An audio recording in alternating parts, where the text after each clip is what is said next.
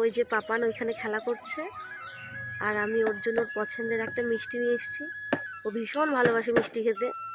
ওকে আমি ডাকবো, জানে না আমি নিয়ে এসেছি। দেখি ও কী করে, কতটা খুশি হয়। পাপান, এই দেখো, এই দেখো কি নিয়ে এসেছি। কি এটা? কি মিষ্টি? ভালোবাসো তুমি খেতে? খাবে? না আমি খাবো, আমি খাবো, আমি খাবো। শুয়ে পড়বা? না না, খাও খাও, না রাগ করতে হবে না। কেমন খেতে পাপান? হুম,